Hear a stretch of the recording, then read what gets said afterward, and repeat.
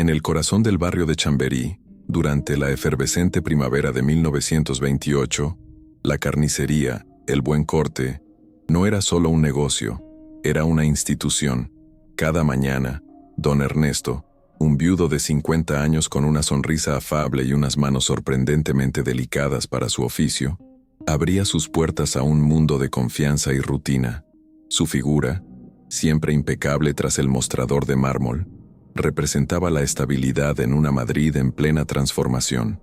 Las madres del vecindario confiaban en él ciegamente, como aquella mañana de abril en la que atendió a la señora Carmen y a sus 2 hijos pequeños, con un gesto paternal, mientras el sol se filtraba por el escaparate pulcro, les envolvió un generoso trozo de lo que él llamaba su ternera especial, un corte tan tierno que, según decía, se deshacía en la boca.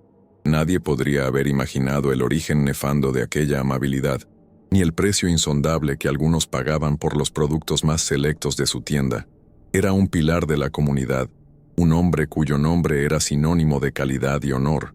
La atmósfera dentro del local era una sinfonía sensorial cuidadosamente orquestada. El aroma predominante era el de la limpieza casi quirúrgica, una mezcla de serrín fresco esparcido por el suelo y el olor penetrante de la lejía con la que don Ernesto fregaba cada superficie al final del día. Este olor a pulcritud se superponía al perfume primario de la carne fresca, un olor honesto y familiar para los clientes. Sin embargo, para una nariz especialmente sensible, y solo en los días de más calor, se podía percibir un trasfondo anómalo, un matiz metálico y extrañamente dulzón que se aferraba a los rincones más oscuros del establecimiento. Este hedor sutil era efímero, rápidamente ahogado por el ritmo constante y tranquilizador del cuchillo de Ernesto contra la gruesa tabla de cortar de madera de haya, un compás metódico que marcaba las horas en el barrio y que, para los vecinos, era el sonido mismo de la normalidad y el sustento diario, un sonido que ocultaba un silencio mucho más profundo y aterrador. La reputación de don Ernesto se cimentaba no solo en la calidad de su género, sino en su aparente generosidad. Su libro de fiado era un testamento de su papel en la economía del barrio. Conocía las penurias de cada familia y nunca dudaba en extender una línea de crédito a quienes pasaban por un mal momento. «Ya me pagarás cuando puedas, que para eso estamos los vecinos», solía decir con una palmada en la espalda. Esta magnanimidad lo convirtió en una figura casi reverenciada, un hombre cuya palabra valía más que cualquier contrato firmado. Era el confesor de muchos, el consejero de otros tantos. Su carnicería era el centro neurálgico de la vida social, un lugar donde se intercambiaban noticias y chismes mientras se esperaba el turno. Esta confianza inquebrantable, tejida a lo largo de décadas de servicio impecable, fue su mejor herramienta, el velo perfecto que ocultaba una lógica empresarial monstruosa, una contabilidad secreta donde las deudas no se perdonaban, sino que se cobraban de una forma inimaginablemente literal. Hoy, casi un siglo después, el número 14 de la calle Bretón de los Herreros presenta una estampa desoladora. La fachada de la que fuera la carnicería, el Buen Corte, está tapiada con ladrillos grises y descoloridos, una cicatriz de mampostería en el rostro del edificio. El elegante letrero de madera ha desaparecido, dejando solo una silueta fantasma sobre el yeso desconchado. Las pintadas cubren las paredes como un sudario moderno, y la basura se acumula en el umbral donde antes los niños jugaban esperando a sus madres.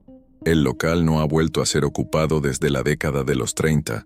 Los intentos por reabrirlo con otros negocios fracasaron uno tras otro, ahogados por una atmósfera pesada y un persistente olor que, según los más supersticiosos, nunca llegó a desaparecer del todo.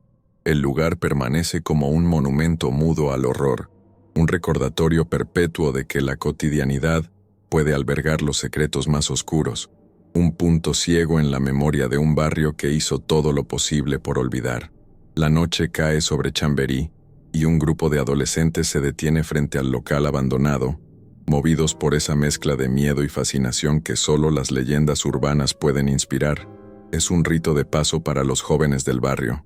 El más valiente del grupo, con la voz impostada para ocultar su nerviosismo, comienza a relatar la historia que todos han oído de sus abuelos. Habla del carnicero de Chamberí, una figura que ha trascendido el crimen para convertirse en un espectro. Cuenta que don Ernesto no era solo un asesino, sino un artista de lo macabro que convirtió su oficio en una trampa mortal. La leyenda se ha adornado con el tiempo, añadiendo detalles sobrenaturales a una verdad ya de por sí espantosa. Se dice que en las noches sin luna, si uno pega el oído a los ladrillos, todavía puede escucharse el sonido rítmico y pesado del cuchillo contra la tabla de cortar, esperando pacientemente a un nuevo cliente. Según el relato que pasa de generación en generación, las víctimas del carnicero no eran elegidas al azar. La leyenda advierte sobre los peligros de las deudas y la vulnerabilidad del forastero. El joven narrador explica, bajando la voz, que los cortes especiales de don Ernesto, esos que eran tan celebrados por su ternura, provenían de aquellos que la sociedad había olvidado, viajeros solitarios sin nadie que los echara de menos, y sobre todo, clientes morosos que habían abusado de la confianza del carnicero. La historia sirve como una advertencia macabra. No confíes ciegamente en las sonrisas amables y paga siempre tus deudas. El espíritu de don Ernesto, concluye el chico con un dramatismo aprendido, sigue atado a su tienda, a su cámara frigorífica, eternamente buscando saldar cuentas pendientes. El horror de la leyenda no reside en la muerte, sino en la traición absoluta que representó, en el acto de ser devorado, literal y figuradamente, por quien te ofrecía sustento. Lo que estos jóvenes repiten como un cuento para asustarse en la oscuridad, tiene sus raíces en una serie de documentos oficiales que permanecieron ocultos durante décadas, informes policiales, testimonios judiciales y, sobre todo, un macabro libro de contabilidad. La historia del carnicero de Chamberí no es una simple leyenda, es la crónica de un caso real, un estudio sobre la dualidad del ser humano y la facilidad con la que el mal puede mimetizarse con la normalidad más absoluta. La investigación que desveló la verdad fue un proceso lento y arduo, liderado por un hombre que se atrevió a mirar más allá de la fachada de un pilar de la comunidad. ¿Cómo pudo un hombre tan querido y respetado llevar a cabo tales atrocidades durante años, a la vista de todos? La respuesta se encuentra en los detalles, en las pistas ignoradas y en el pragmatismo helado de un monstruo vestido de tendero. Antes de continuar, comenta tu ciudad y la hora que tiene tu reloj en este momento. La llegada del inspector Mateo Vargas a la comisaría de Chamberí, en la primavera de 1928, fue recibida con la cortés indiferencia que se reserva a los forasteros. Trasladado desde la brumosa Asturias, su mirada analítica y su desconfianza natural hacia las reputaciones inmaculadas contrastaban con la familiaridad casi endogámica del barrio madrileño. Vargas no veía una comunidad unida, sino un ecosistema cerrado, un organismo que protegía sus secretos con un celo instintivo. Mientras revisaba los informes preliminares en su nuevo y austero despacho, sentía el peso de generaciones de confianza ciega, un muro invisible mucho más formidable que cualquier coartada. Su primera tarea, la desaparición de un vendedor ambulante llamado Aniceto Pardo, parecía un caso menor, un expediente destinado a acumular polvo.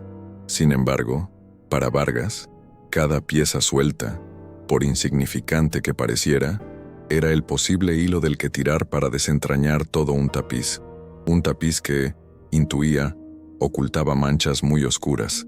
El expediente de Aniceto Pardo era un retrato de la invisibilidad social, un hombre de 40 y tantos años, sin familia conocida, sin domicilio fijo, cuya existencia se medía por las pocas y breves interacciones con sus clientes. Su rastro se desvanecía un martes por la tarde en el corazón comercial del barrio. El último testigo afirmaba haberlo visto discutiendo amigablemente con don Ernesto, el carnicero, sobre una pequeña deuda. Era una pista insignificante para la policía local, pero para el inspector Vargas representaba un nexo, un punto de partida. La palabra deuda resonaba en su mente con una extraña gravedad. En su experiencia, las deudas eran el motor de muchos actos desesperados, pero en un lugar donde la palabra de un hombre como don Ernesto era ley, ¿qué clase de desesperación podía surgir de un simple fiado? La investigación, por tanto, debía comenzar en el lugar donde la vida del barrio palpitaba con más fuerza, la carnicería El Buen Corte. La primera visita de Vargas al establecimiento fue un ejercicio de observación meticulosa. El local era un santuario de la pulcritud. El mármol del mostrador brillaba bajo la luz de la mañana. Los ganchos de acero estaban pulidos hasta reflejar el rostro y los cuchillos, dispuestos en orden jerárquico, parecían instrumentos quirúrgicos. Don Ernesto lo recibió con una sonrisa ensayada y una disposición que rozaba el servilismo. Se mostró consternado por la noticia de la desaparición de Aniceto, a quien recordaba como un buen hombre, aunque algo desafortunado. Afirmó que el vendedor había pasado por su tienda, habían charlado brevemente, y luego se había marchado. Su relato era impecable, su tono, el de un ciudadano preocupado. No había fisuras en su testimonio, ninguna vacilación, y sin embargo, Vargas sintió una frialdad subyacente en sus ojos, una calma antinatural que no se correspondía con la empatía de sus palabras. Fue durante esa primera conversación cuando el inspector notó la peculiar atmósfera sensorial del lugar. El aire estaba impregnado de un olor dominante a lejía y serrín fresco, un aroma que gritaba limpieza y orden. Era un olor diseñado para tranquilizar, para enmascarar los olores primarios de un negocio de carne cruda. Pero bajo esa capa química, Vargas, cuya infancia en el campo había afinado su olfato, percibió algo más. Un matiz casi imperceptible, metálico y extrañamente dulzón, que parecía emanar de las rejillas del desagüe del suelo. Era un hedor efímero, que se desvanecía tan pronto como se intentaba identificar, pero que dejó en el inspector una sensación de profunda inquietud. Era el tipo de olor que el cerebro registra como incorrecto, como una nota discordante en una sinfonía de normalidad, una anomalía que no podía ignorar. Las entrevistas con los vecinos se convirtieron en una letanía de alabanzas hacia don Ernesto. La señora Carmen, a quien encontró en el mercado, lo describió como un pilar de la comunidad, un hombre que fiaba sin preguntar y que siempre tenía una palabra de aliento. Es más que un carnicero, es casi un confesor, afirmó con una devoción inquebrantable. Cada testimonio construía la imagen de un santo laico, un benefactor cuya generosidad era tan legendaria como la calidad de su género. Esta reputación, sólida como una fortaleza, hacía que las sospechas de Vargas parecieran no solo infundadas, sino sacrílegas. Estaba cuestionando al corazón mismo del barrio, y sentía cómo las miradas de los vecinos se volvían recelosas. La confianza que don Ernesto había cultivado durante décadas era su armadura más eficaz, una que desviaba cualquier pregunta incómoda. El primer resquicio en esa armadura apareció en la penumbra de una taberna, en la voz aguardentosa de un anciano conocido como Pascual, un hombre al que el vino había relegado a los márgenes de la sociedad. Al principio, se negó a hablar, sus ojos llenos de un miedo cerval, pero tras la insistencia de Vargas y la promesa de anonimato, susurró unas palabras que helaron la sangre del inspector. «Hay deudas y deudas», balbuceó, mirando nerviosamente hacia la puerta. «Las deudas con don Ernesto son de las que no se olvidan.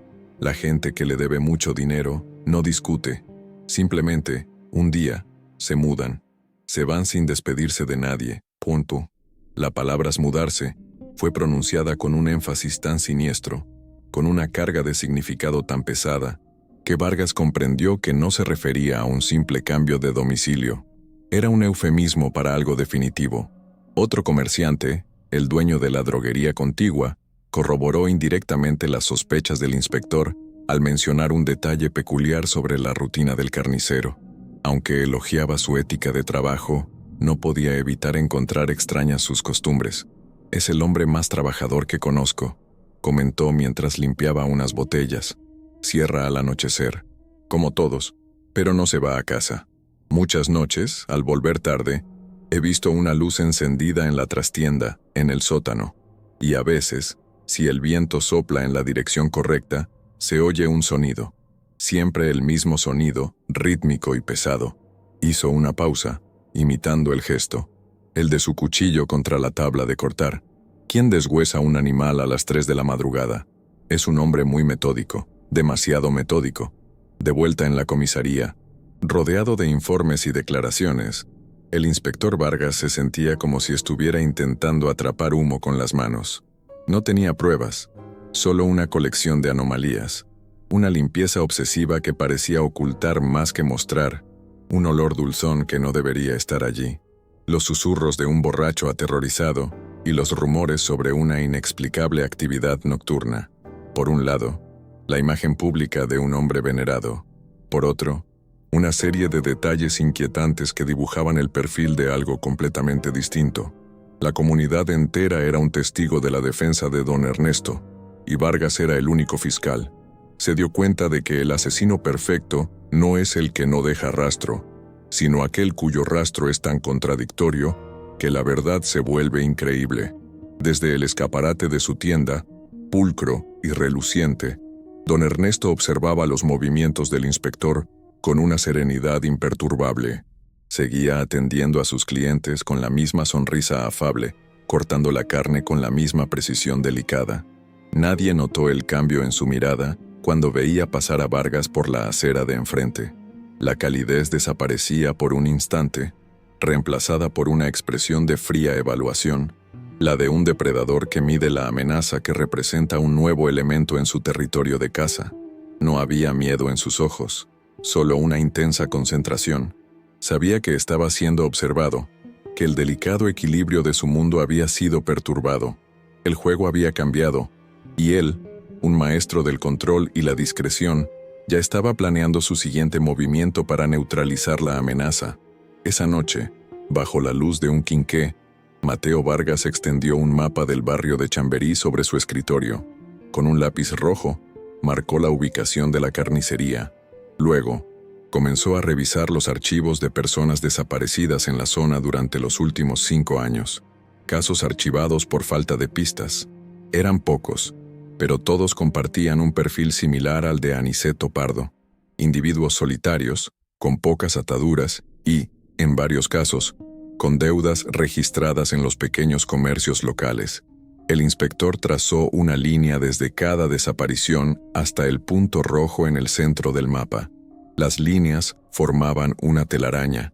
De repente, su investigación ya no se trataba de un solo hombre desaparecido, se trataba de un patrón, de un posible agujero negro en el corazón de la comunidad que devoraba a los más vulnerables.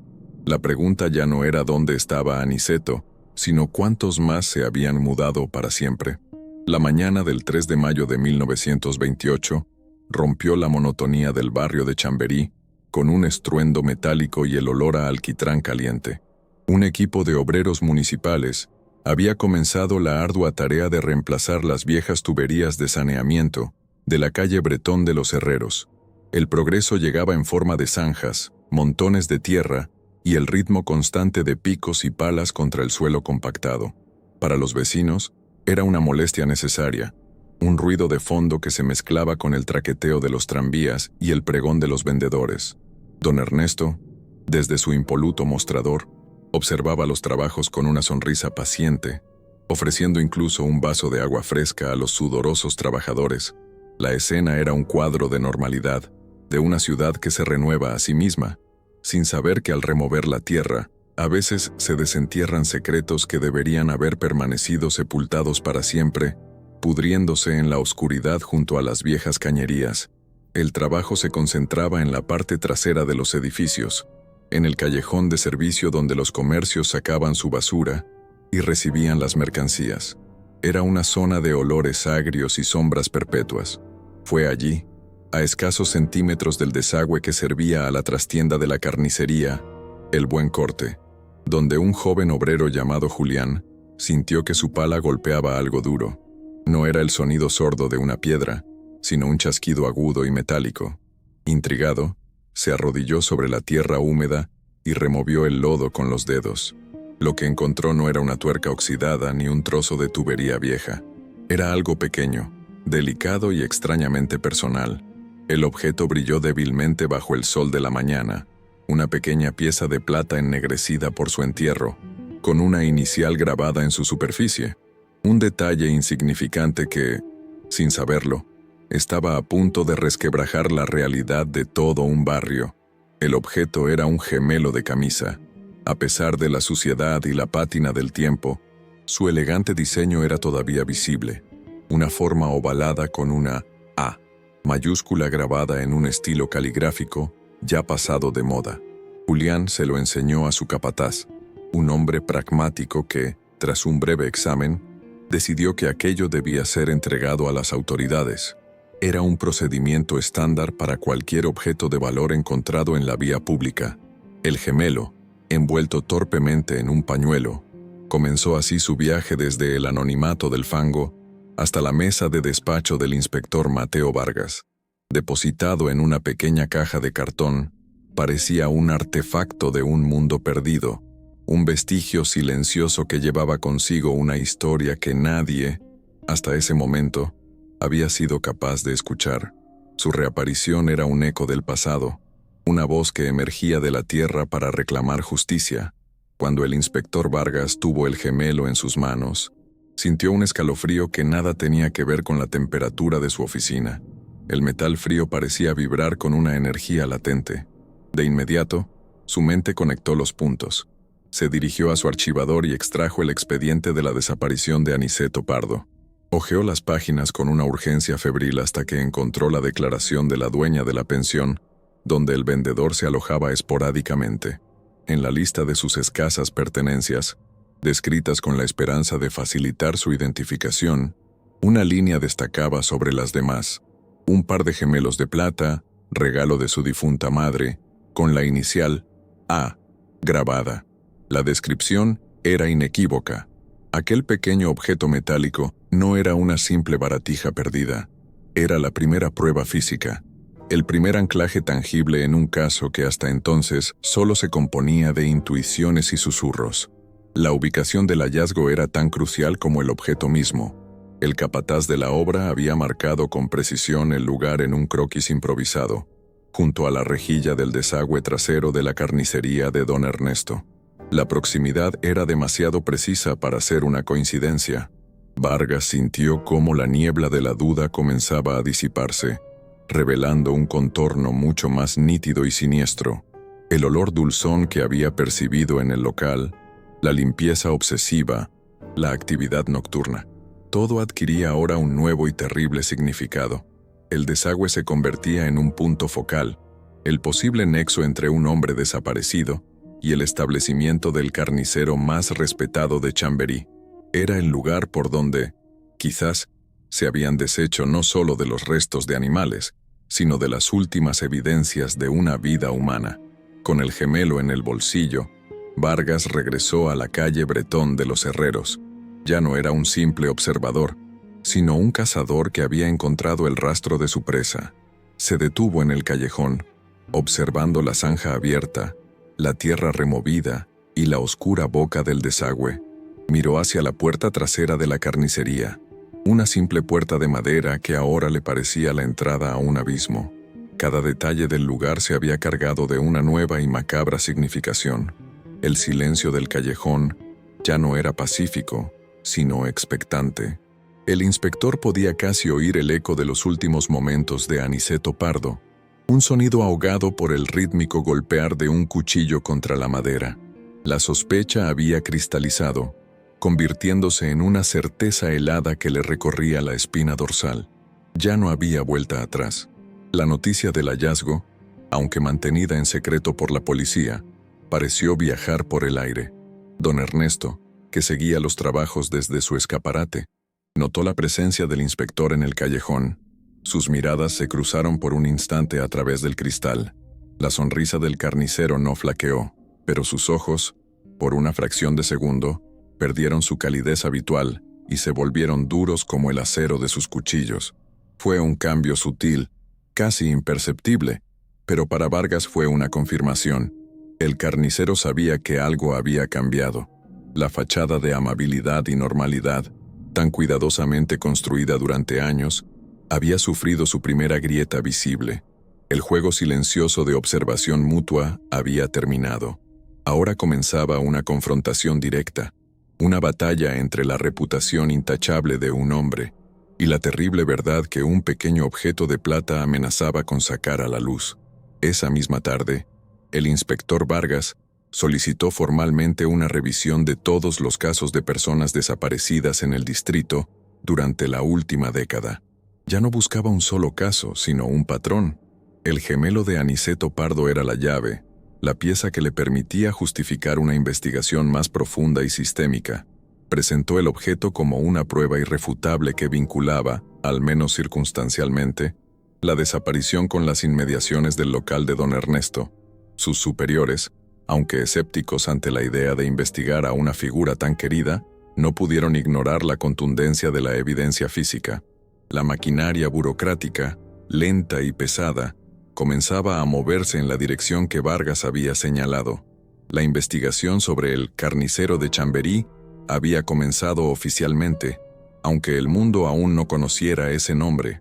El descubrimiento del gemelo fue el catalizador que transformó una atmósfera de inquietud en una trama de investigación criminal.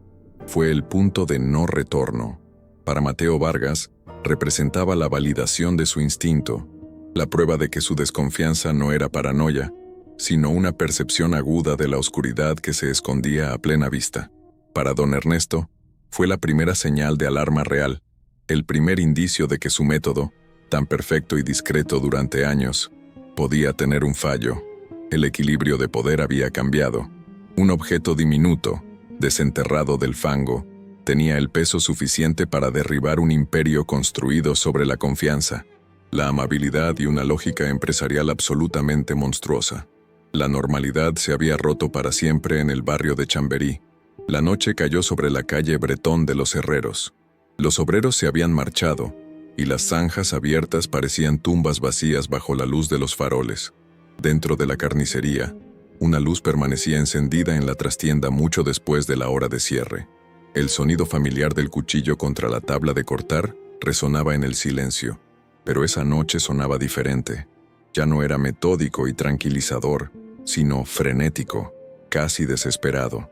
Era el sonido de un hombre que, quizás por primera vez en mucho tiempo, sentía la necesidad de limpiar sus herramientas con una urgencia renovada, consciente de que los ojos de la ley ya no miraban hacia otro lado, sino que estaban fijos, sin parpadear, sobre su puerta. El incidente había ocurrido, y sus consecuencias apenas comenzaban a manifestarse. Con el gemelo de Aniceto Pardo como palanca legal, el inspector Vargas centró su ofensiva en el único lugar donde un hombre tan metódico como don Ernesto registraría sus secretos, sus finanzas. La solicitud para examinar los libros de contabilidad de la carnicería fue recibida con una mezcla de incredulidad y desdén por parte de sus superiores.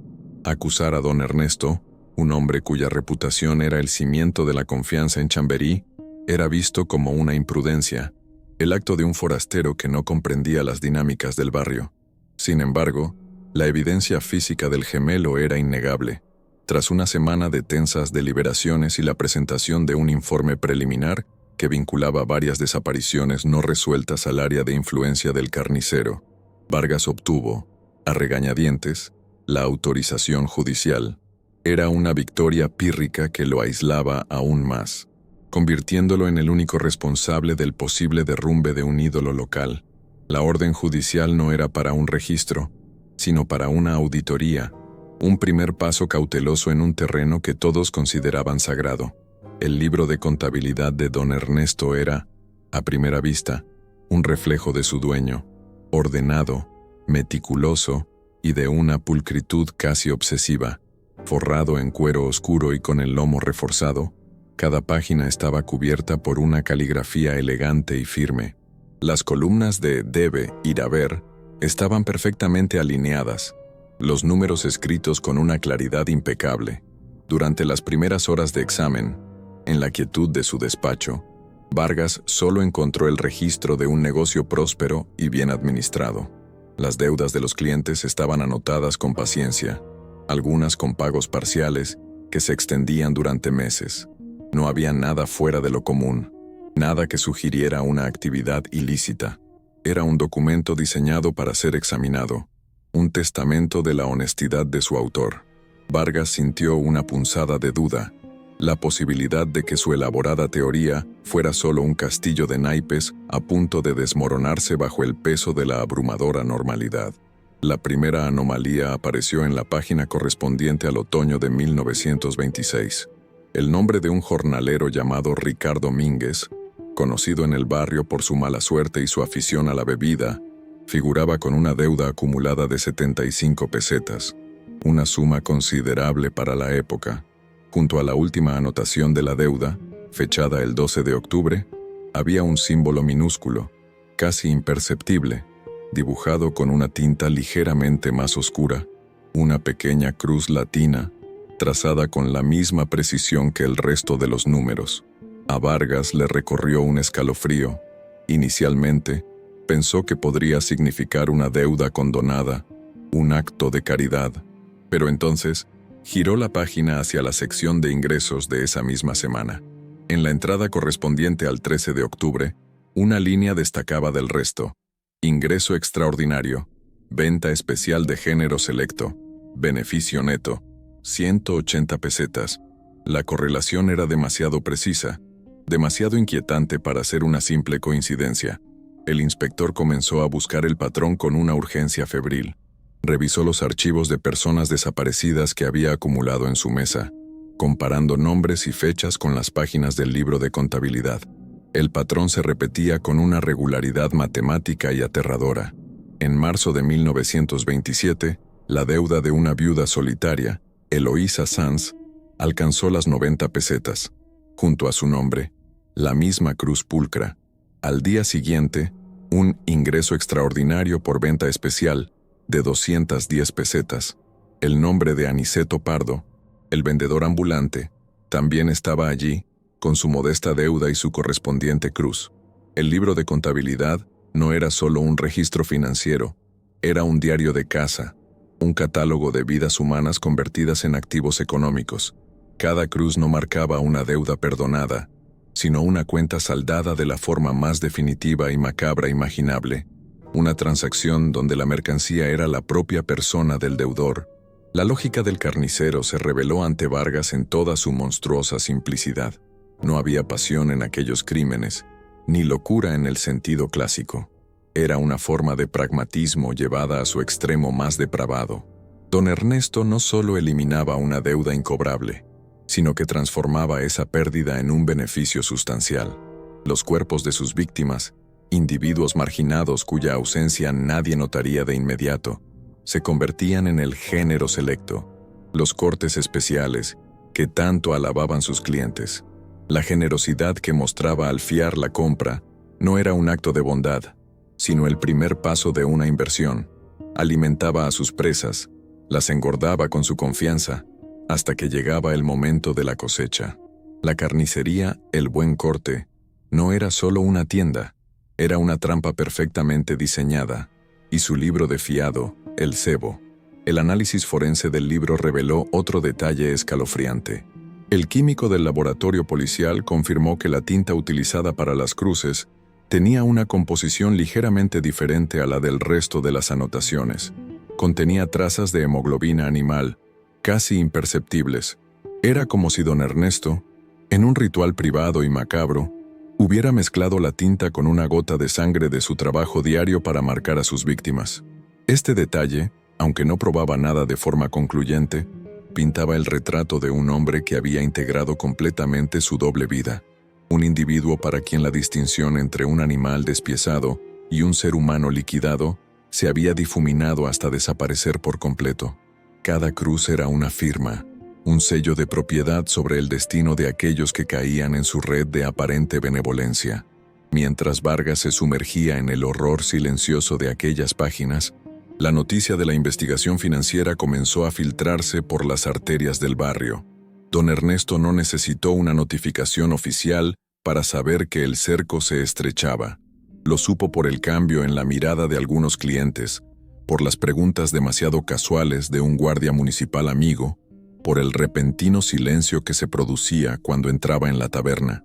La red de información que él mismo había tejido a lo largo de los años ahora funcionaba en su contra, pero también como un sistema de alerta temprana. Comprendió que el inspector asturiano no era un simple burócrata, sino una amenaza real para el ecosistema que había construido con tanta paciencia. Su reacción no fue de pánico, sino de una fría y calculada ira. Era hora de podar las ramas sueltas, Su primer objetivo fue el eslabón más débil, Pascual, el anciano alcohólico cuya lengua se había soltado en la taberna. Una noche, bajo el pretexto de una visita amistosa, don Ernesto se presentó en la miserable pensión donde malvivía. Llevaba consigo una botella del mejor brandy y su sonrisa más paternal. La escena, observada por la dueña de la pensión desde el pasillo, parecía un acto de caridad. El carnicero se sentó junto al catre del anciano. Le sirvió un vaso generoso y comenzó a hablar en voz baja, con un tono tranquilizador. Habló de la importancia de la lealtad entre vecinos, de cómo en tiempos difíciles los amigos debían cuidarse mutuamente y de lo peligroso que era hablar más de la cuenta. Sus palabras eran amables, pero sus ojos, fijos en el aterrorizado rostro de Pascual, eran dos esquirlas de hielo. La amenaza no fue explícita, sino una obra maestra de la insinuación. «Hay gente mala por ahí, Pascual», dijo don Ernesto mientras rellenaba el vaso del anciano. «Gente que quiere manchar el buen nombre de las personas honradas. Y a veces, las malas lenguas. Bueno, las malas lenguas acaban en sitios muy malos. Es una pena cómo algunas personas simplemente desaparecen, se mudan sin despedirse». Cada palabra era una cuchillada velada. Le dio una palmada en el hombro, un gesto que pretendía ser de consuelo pero que transmitía una fuerza ominosa. «Tú eres un buen hombre. Sabes guardar un secreto, ¿verdad? Por el bien de todos». Pascual, temblando, solo pudo asentir con la cabeza, con los ojos anegados en un terror que el alcohol no podía ahogar. El silencio del único testigo directo que Vargas tenía había sido comprado con una botella de brandy y una dosis paralizante de miedo. El carnicero utilizó su influencia de formas más sutiles. Comenzó a esparcir rumores sobre el inspector Vargas. A través de conversaciones casuales con sus clientes más influyentes, sugería que el inspector era un hombre amargado, un forastero con un resentimiento personal, quizás por alguna disputa familiar en su tierra natal.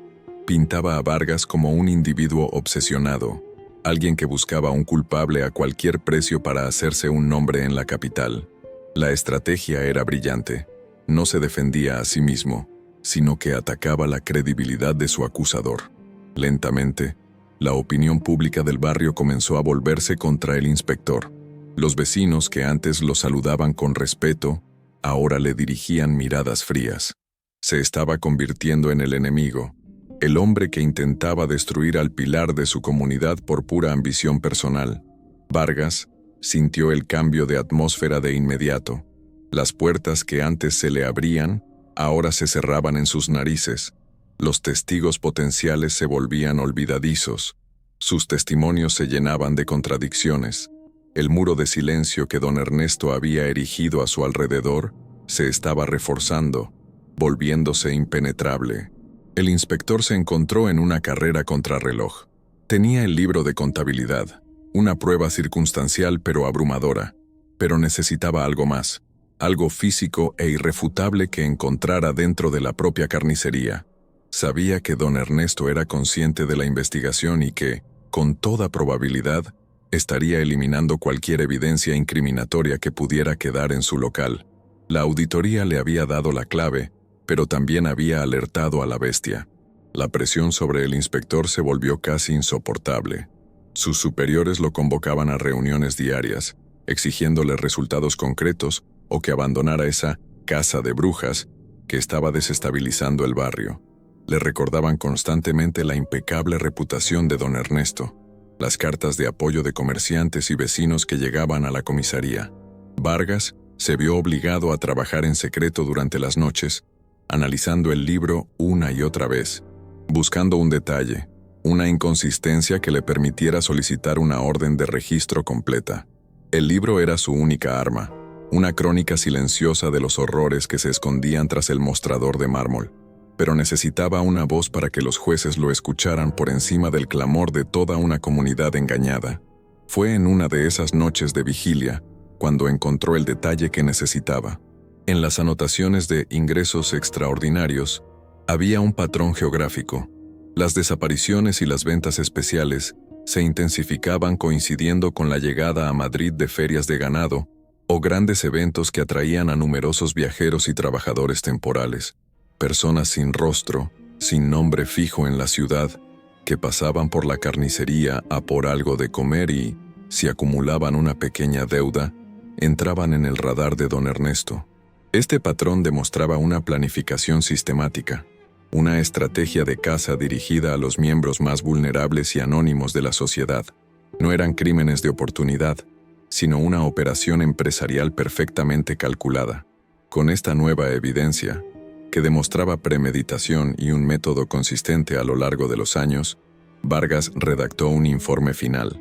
En él, no solo presentaba el patrón de las cruces y los ingresos, sino que lo contextualizaba dentro de los flujos migratorios de la ciudad. Argumentaba que la carnicería funcionaba como una red, atrayendo a los desamparados con la promesa de crédito para luego procesarlos como mercancía.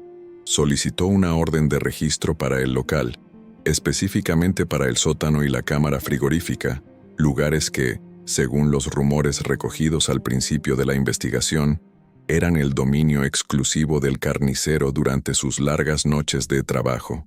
La petición era audaz y ponía en juego toda su carrera. La visita de don Ernesto a Pascual tuvo el efecto deseado. Al día siguiente, cuando un oficial subalterno de Vargas intentó volver a interrogar al anciano, lo encontró en un estado de estupor alcohólico, negando vehementemente haber hablado con el inspector. «No sé nada, no vi nada», repetía como una letanía, aferrado a una botella. «Don Ernesto es un santo, ¿me oye?». La intimidación había funcionado a la perfección. Vargas había perdido a su único testigo presencial, pero esto, lejos de desanimarlo, reforzó su determinación. Un hombre inocente no necesita recurrir a la amenaza para proteger su nombre. El miedo en los ojos de Pascual era una confesión indirecta, un testimonio mudo de la verdadera naturaleza del carnicero. El libro de contabilidad se convirtió en el centro de la investigación, un objeto inanimado que gritaba la verdad. Cada página era una lápida, cada número una acusación. Vargas lo trataba como la pieza más importante de un rompecabezas macabro. Lo había memorizado, conocía cada nombre, cada fecha, cada cruz. El libro era el testamento de don Ernesto, un documento que revelaba la fusión perfecta entre el tendero amable y el asesino pragmático. La dualidad del hombre estaba allí, registrada en tinta y papel.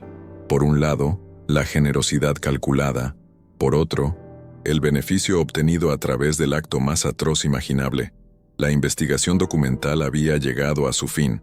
Ahora era el momento de abrir la puerta del matadero. El juez, un hombre mayor y escéptico, leyó el informe de Vargas con el ceño fruncido. La evidencia era circunstancial, pero el patrón era innegable y profundamente perturbador. La correlación entre las deudas marcadas con una cruz, las fechas de las desapariciones y los inexplicables ingresos extraordinarios era demasiado sistemática para ser ignorada. El análisis de la tinta, aunque no concluyente, añadía una capa de extrañeza que inclinaba la balanza. Tras una larga deliberación, y con la condición de que el propio Vargas liderara el registro y asumiera toda la responsabilidad por las consecuencias, el juez firmó la orden. El papel, con su sello oficial, se sentía pesado en la mano del inspector. Era la llave que abriría el sótano de la carnicería El Buen Corte. La mañana del registro, un silencio tenso se apoderó de la calle Bretón de los Herreros. Los vecinos observaban desde sus ventanas mientras un pequeño grupo de policías, liderados por un sombrío inspector Vargas, se detenía frente a la carnicería. Don Ernesto, avisado de su llegada, los esperaba en la puerta. Su rostro no mostraba miedo, sino una indignación controlada, la de un hombre justo acusado falsamente. «Adelante, inspector», dijo con una voz firme, abriendo la puerta de par en par. «Busque lo que quiera. Mi vida es un libro abierto». La actuación era impecable, la de un inocente desafiante, pero al cruzar el umbral, Vargas notó que el habitual olor a lejía era hoy más penetrante que nunca, un intento desesperado y final por purificar un aire viciado por secretos inconfesables. El equipo de registro se movió por la planta principal de la carnicería, con una eficiencia sombría, bajo la mirada impávida de don Ernesto. El local era un monumento a la pulcritud. Cada superficie de mármol y acero Brillaba con un fulgor casi estéril. El olor a lejía era tan abrumador que picaba en los ojos y la garganta, un intento químico de borrar no solo la suciedad, sino la memoria misma de lo que allí ocurría. Los agentes revisaron cada rincón, cada cajón, encontrando únicamente herramientas de carnicero meticulosamente limpias y ordenadas. Por un momento, la duda se instaló en el ambiente. La normalidad del lugar era tan aplastante que las acusaciones del inspector Vargas comenzaban a parecer el delirio de un hombre obsesionado.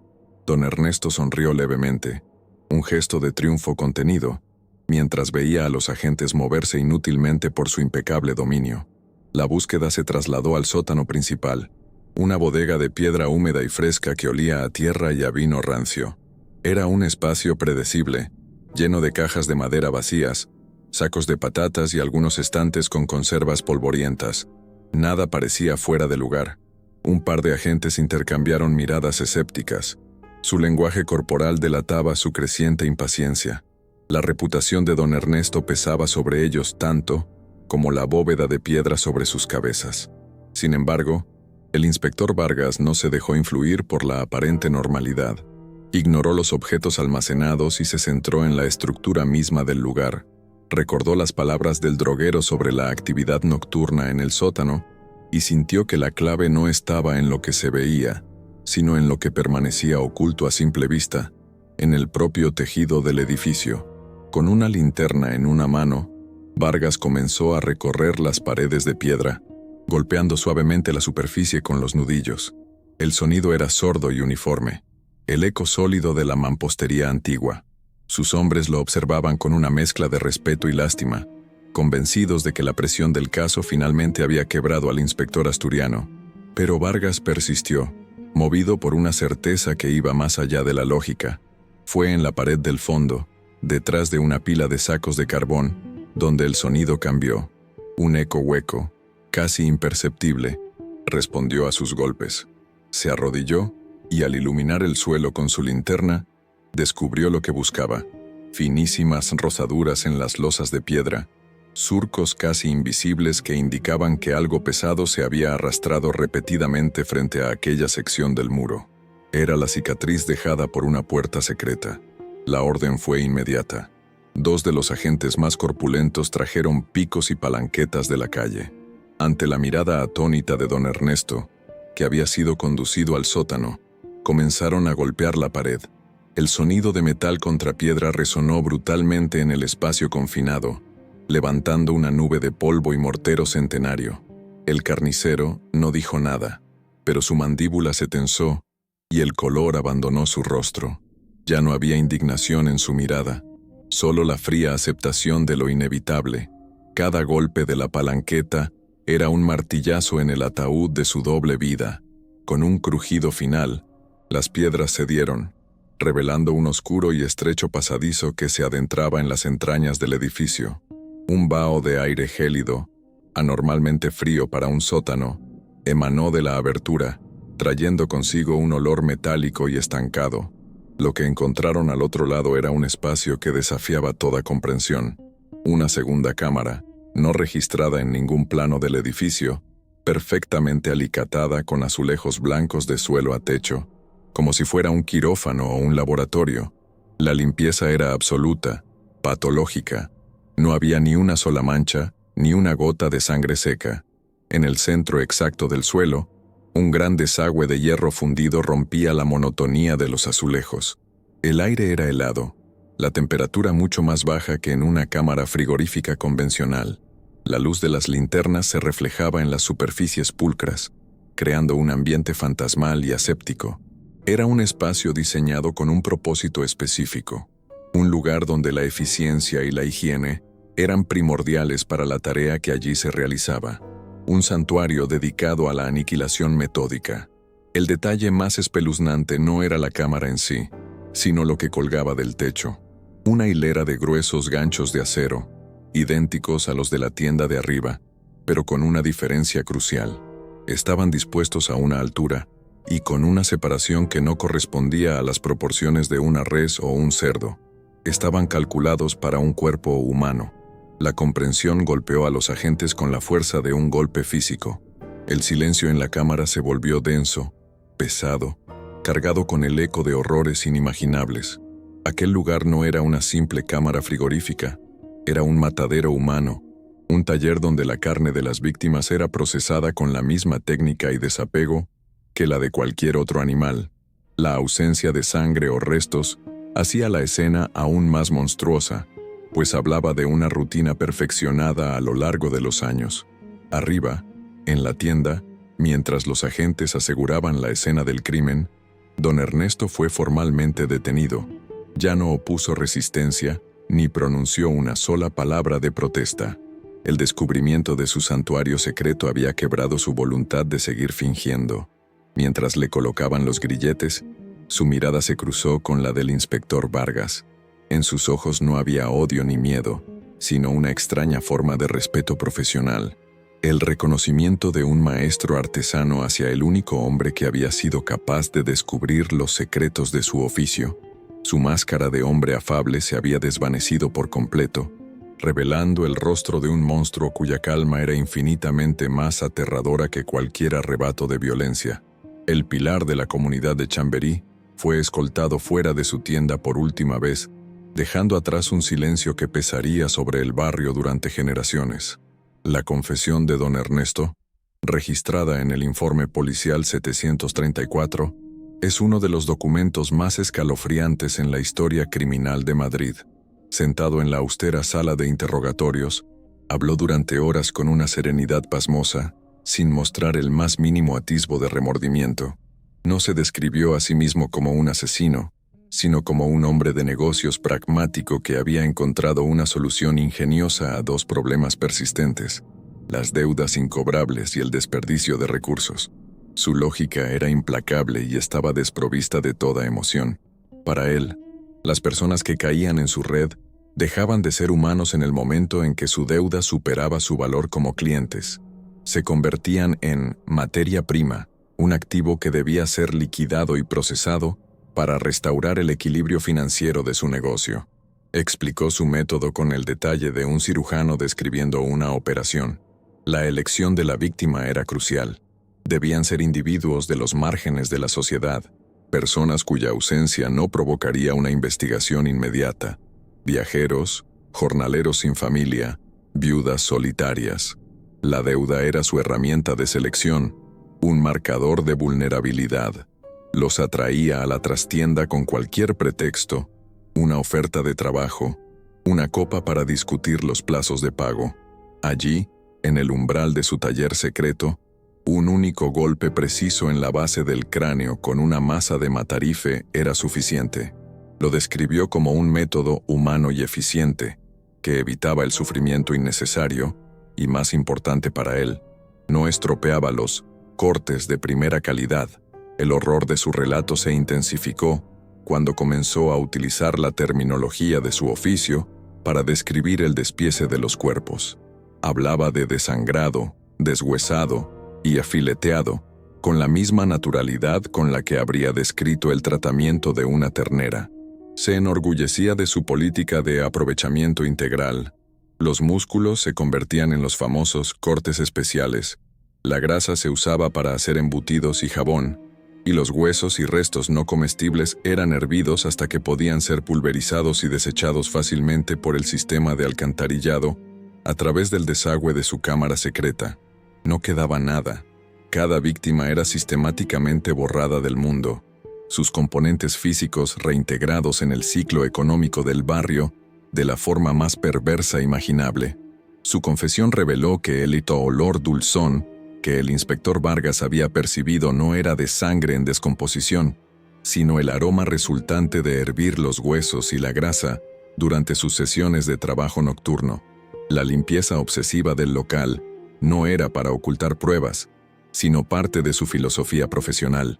Un buen carnicero es, ante todo, un hombre limpio, declaró con una convicción que helaba la sangre. Consideraba que su trabajo en la cámara secreta era una extensión de su oficio, y lo realizaba con el mismo rigor y la misma atención al detalle. La pulcritud era una marca de su orgullo como artesano, incluso cuando el material sobre el que trabajaba era humano. Esta fusión entre el orgullo profesional y la atrocidad era lo que lo convertía en un monstruo único.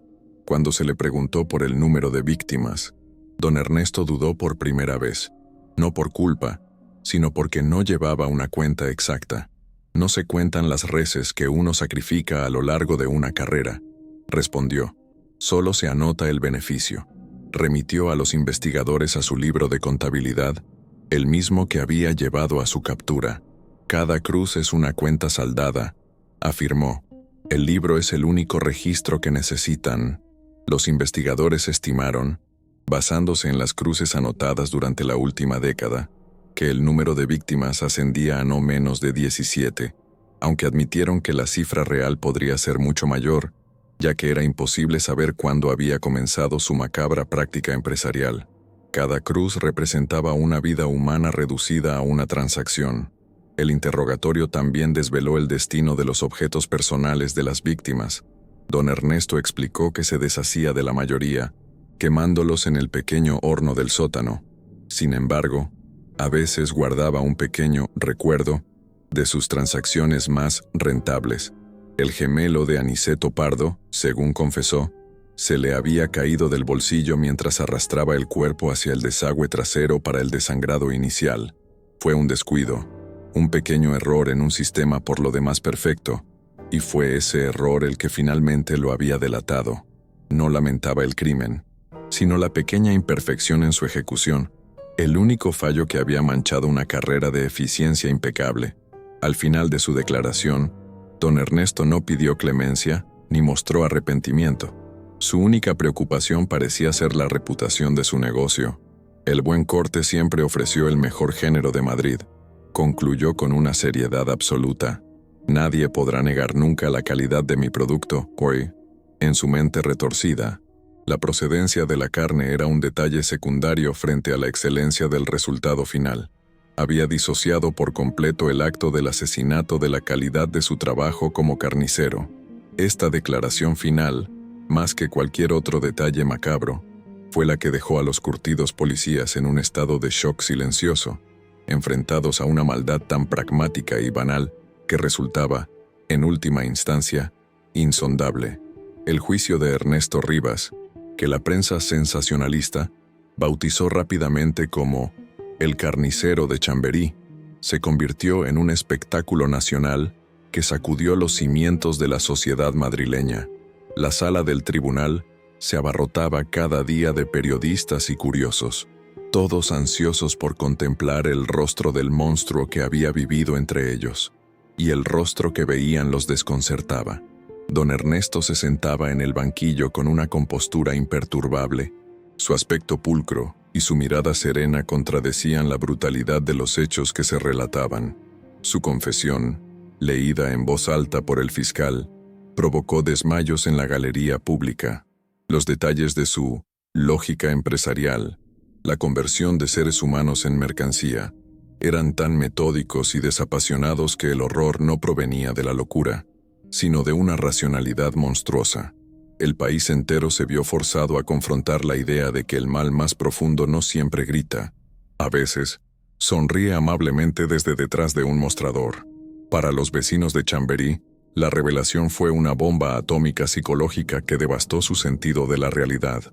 El horror no residía únicamente en los asesinatos, sino en la profanación de su confianza y, de una manera mucho más visceral, de sus propios cuerpos.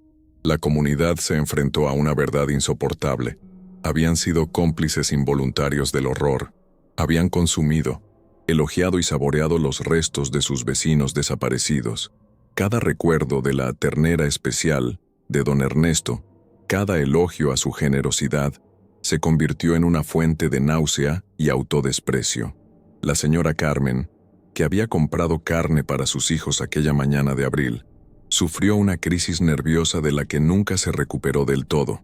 El barrio, antes unido por la confianza, se fracturó bajo el peso de una culpa compartida y una pregunta nauseabunda: ¿a quién nos comimos?